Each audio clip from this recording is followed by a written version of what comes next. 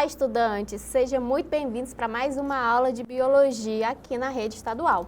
Meu nome é Joverlane Paula e hoje estarei comandando a aula sobre radiações, uma aula que é um assunto que chega a ser temido por aqueles que não conhecem tão bem. Mas na aula de hoje a gente vai estar falando sobre os conceitos, os tipos, aonde ela é aplicada, tá ok? E no final da aula a gente vai estar encerrando com um resumo, captar os pontos principais que foram discutidos no decorrer. Mas é uma aula tranquila, tá ok? Então, para a gente iniciar a nossa aula, vamos começar com o básico, certo? O conceito. Olha só aí na tela, pessoal. Radiação. O que seria, certo, a radiação? A radiação é caracterizada pela emissão e deslocamento de energia na forma de partículas ou de ondas eletromagnéticas emitidas por fontes naturais ou artificiais, pessoal. Então, o básico, em outras palavras, a radiação nada mais do que é movimentos de energias, seja por ondas eletromagnéticas ou partículas. Acontece que as radiações, elas se diferem. E aqui a gente já entra no ponto, nos tipos de radiação. Temos os dois tipos de radiação. A diferença entre elas é tranquila, olha só. Temos as radiações não ionizantes, tá certo? Aqui é o que acontece? Possui uma energia suficiente para excitar átomos ou moléculas, mas não é capaz de remover elétrons dele. Então, essa radiação não ionizante, ela é considerada uma radiação tranquila, porque ela consegue apenas agitar as moléculas, tá ok? Apenas agitar. Por quê? Nas radiações ionizantes, ela é considerada a mais poderosa. Olha só o conceito.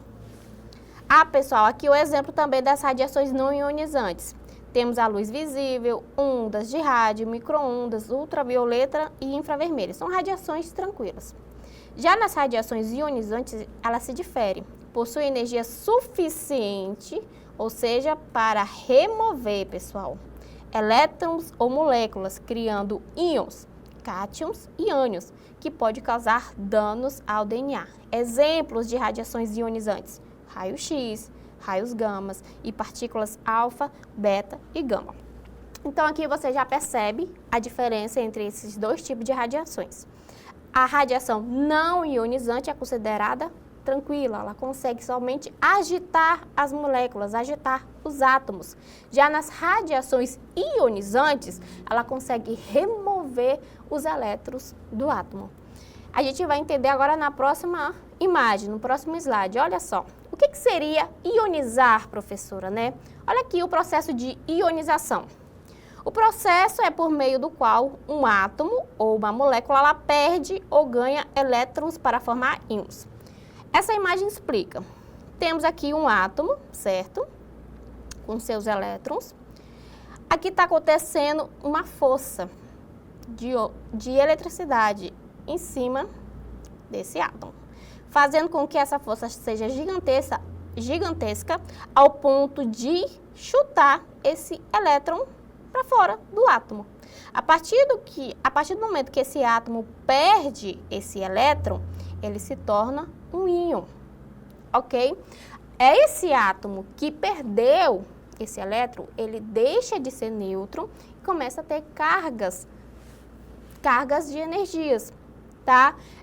Isso deixa esse átomo instável, ok? E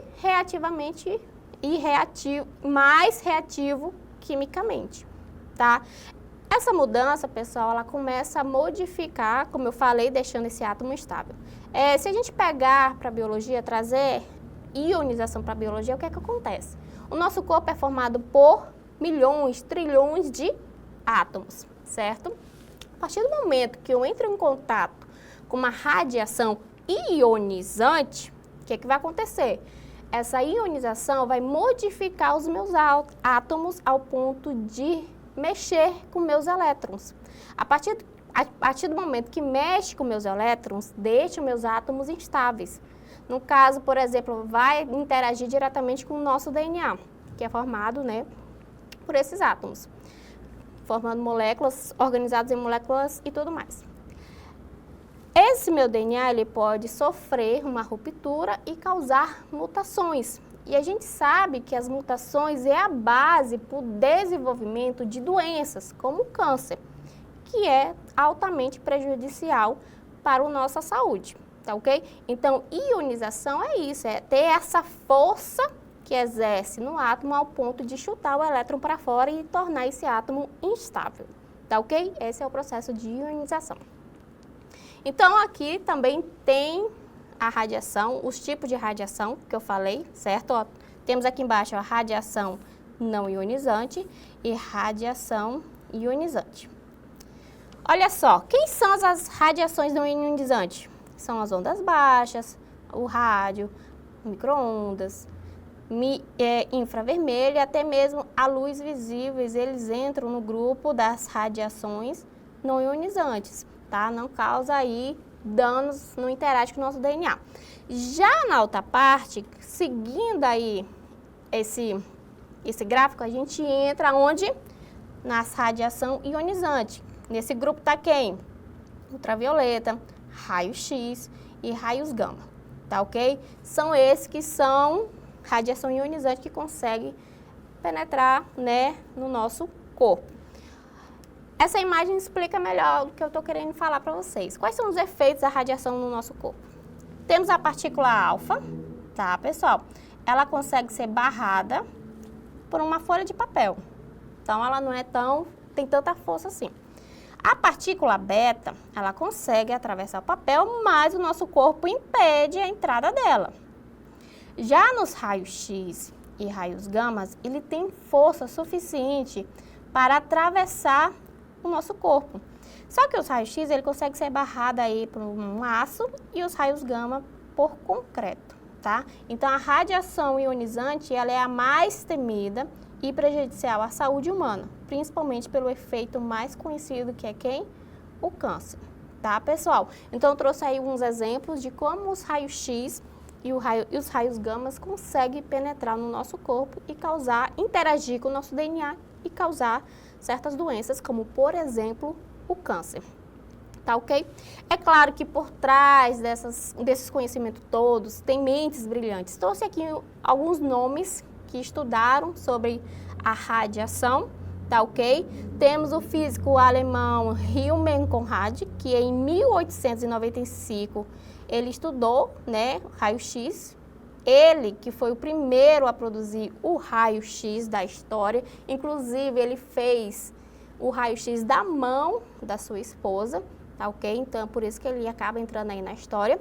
Temos um casal famoso também, Marie Curie e Pierre Curie, aprofundando os trabalhos iniciados por Becquerel, tá? Esse casal também trabalhou muito sobre a radioatividade, inclusive a Marie Curie ganhou o prêmio Nobel em 2 áreas diferentes, tá? Então ela merece aí todo o reconhecimento.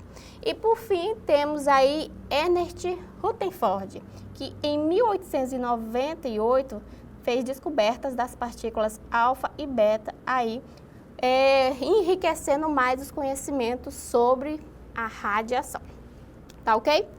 Professora, mas aonde essas radiações podem ser aplicadas? Trouxe aqui alguns pontos para vocês, olha só. A radiação é bastante utilizada no nosso cotidiano, nas mais diversas áreas. A seguir, listaremos algumas das principais aplicações da radiação. Temos aí no tratamento de radioterapia, diagnósticos médicos por radiografia, mamografia e tomografia. Temos a conservação de alimentos, sim, radiação também entra nesses quesitos. Datação de objetos antigos, a radiação também é aplicada aí na arqueologia.